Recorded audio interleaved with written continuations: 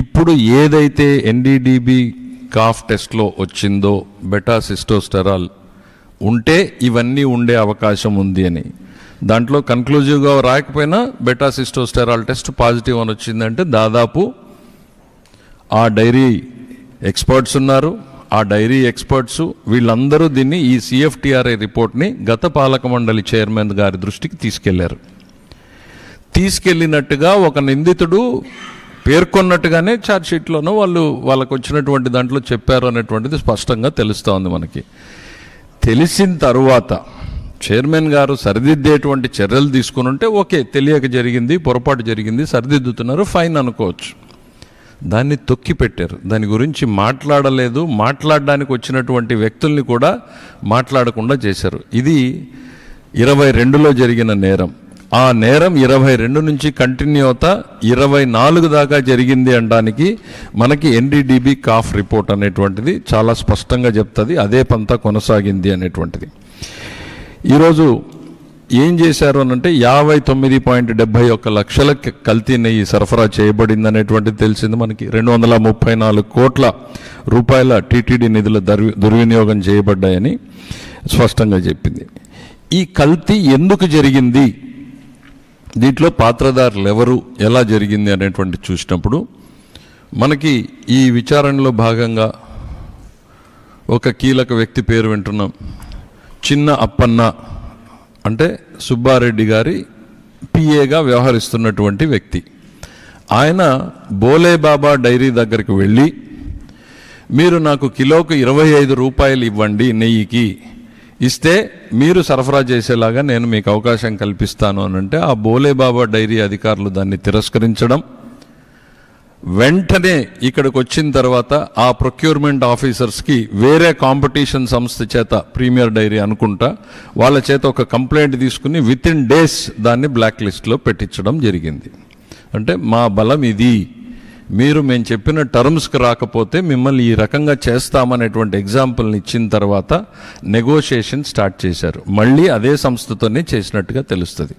కాకపోతే బ్లాక్ లిస్ట్లో ఉండడం మూలన వాళ్ళు పార్టిసిపేట్ చేయడానికి అవకాశం లేదు కాబట్టి ఆల్టర్నేటివ్ రూట్స్ను కూడా వీళ్ళే వెతికి పెట్టారు. ఏఆర్ డైరీ అనేటువంటి సంస్థ, వైష్ణవి డైరీ అనేటువంటి సంస్థ, అనేకమైనటువంటివి మీ అందరికీ తెలుసు. ఇవన్నీ కూడా ఏ రకంగా రూట్ చేశారు, ఎంత రూట్ చేశారు అనంటే ఎవరైనా లాభం కోసం సరఫరా చేస్తారు. వీళ్ళు ఏఆర్ డైరీ బోలేబాబా దగ్గర నుంచి ఐ థింక్ నాకు తెలిసి అది 355 రూపాయలకు కొంటారు ఒక సంస్థ, రెండో సంస్థకి 318 రూపాయలకి దాన్ని సరఫరా చేస్తారు. టీటీడీకి వచ్చేటప్పుడు 319 రూపాయలు, అంటే ఒక కిలోకి 35 రూపాయల నష్టంతో సరఫరా చేస్తారు ఆన్ రికార్డు.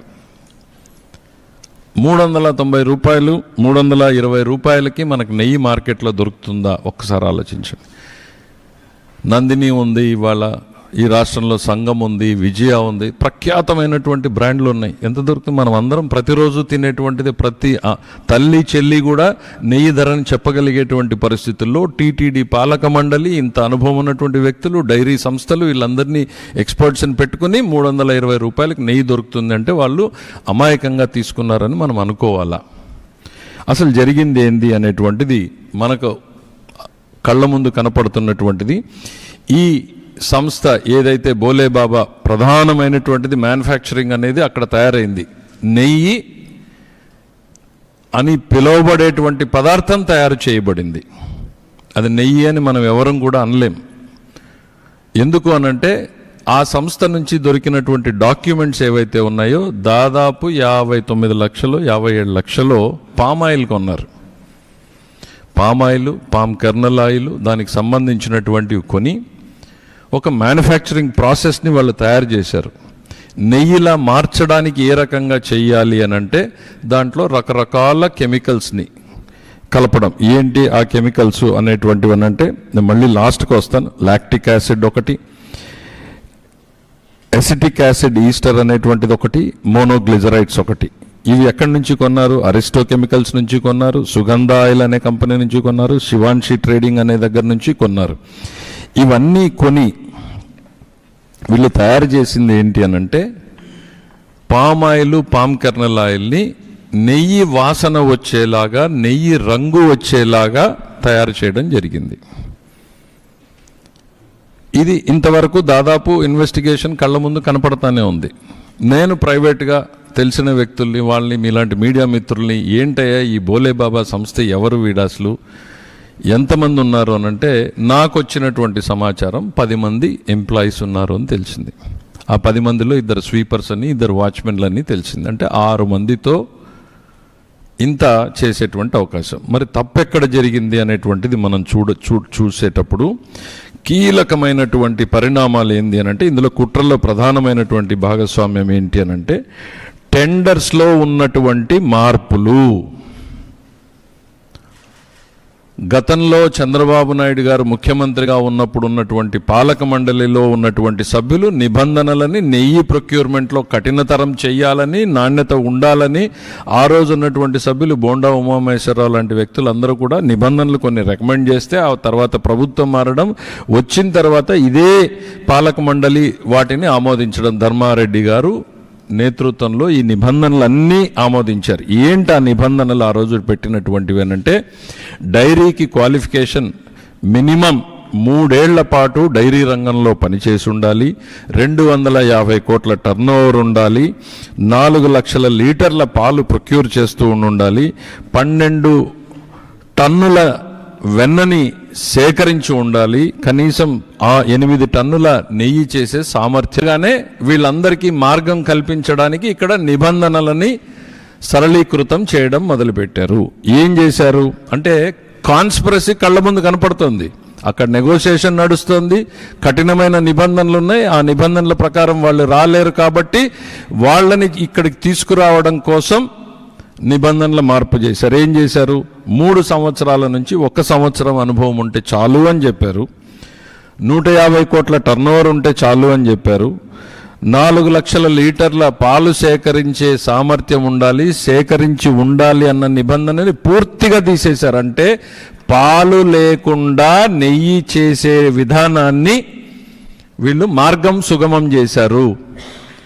ఆ తర్వాత ఈ 12 లక్షల టన్నుల వెన్న సేకరణ అనేదాన్ని పూర్తిగా తీసి 3 టన్నులు చేశారు. నెయ్యి చేసే సామర్థ్యం మొత్తం తీసేశారు.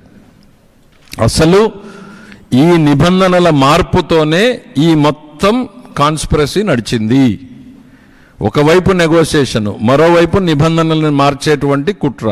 మార్చి ఆ పాత్రదారులు వచ్చారు. వచ్చిన తర్వాత ఏం జరిగిందో మనం కళ్ళ ముందు చూసాం. పామాయిల్, కర్నల్ ఆయిల్ని పెట్టి వీళ్ళందరూ సరఫరా చేయడం. ఆ వైష్ణవి డైరీ అనేటువంటిది మనకి చదివితే అర్థమయ్యేది ఏంటంటే, బోలేబాబా రాలేడు కాబట్టి ఆ ఏఆర్ డైరీ మిగిలిన డైరీల్ని మాట్లాడుకున్నప్పుడు అది సిక్ డైరీ ఒక యూనిట్ అయితే దాదాపు మూతపడిపోయినటువంటి యూనిట్.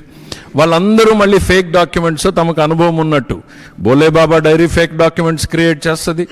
ఇక్కడికి వచ్చినటువంటి మిగిలిన వైష్ణవి డైరీలు కానీ మిగిలిన డైరీలు కానీ మొత్తం ఫేక్ డాక్యుమెంట్లు, ఫోర్జ్డ్ డాక్యుమెంట్లు, పాలుగా ఉన్నట్టు, నెయ్యిగా ఉన్నట్టు రకరకాలుగా ఫోర్జ్డ్ డాక్యుమెంట్లు పెడతారు. అక్కడి నుంచి ట్యాంకర్లలో వచ్చినట్టు, ఇక్కడికి సరఫరా పోయినట్టు, ఇవన్నీ కూడా మనకి కమర్షియల్ ట్యాక్స్లో ఎస్టాబ్లిష్ చేశారు. అవన్నీ మన చెక్ పోస్టులు దాటాయా లేదా అని చూస్తే అసలు ట్యాంకర్ల మూవ్మెంటే లేదు. డైరెక్ట్గా ఎక్కడి నుంచి ఎక్కడికి పోయినాయి, రికార్డులో మాత్రం ఇంకో రకంగా పోయినట్టు. ఇంత నడిపితే కూడా అసలు అందులో నెయ్యి ఉందా, మిగిలిన ఏమైనా ఉందా అంటే 1 లీటర్ కూడా నెయ్యి లేదనేటువంటిది స్పష్టంగా చెప్పారు. ఇక 2 రిపోర్ట్లు నేను చెప్పాను. 3వది ఇవాళ జగన్మోహన్ రెడ్డి గారు కానీ వాళ్ళ పార్టీకి సంబంధించినటువంటి నేతలు కానీ ఇవాళ మాట్లాడుతున్నటువంటి మాటల్ని చూస్తే బాధేస్తుంది. మాకు ముఖ్యమంత్రి గారు దీని మీద ఎందుకు కాస్త తెలుగుదేశం పార్టీ ఆలోచించి అడుగులేసింది అనేటువంటిది కూడా ఈరోజు చెప్పాలి. దేవుడికి సంబంధించినటువంటి వ్యవహారం జాగ్రత్తగా మాట్లాడేటువంటిది. తిరుపతి గౌరవానికి కానీ స్వామి ప్రతిష్టకు కానీ ఏ రకమైనటువంటి నష్టము కలగకుండా ఉండాలి మన మాటతోటి అనేటువంటిది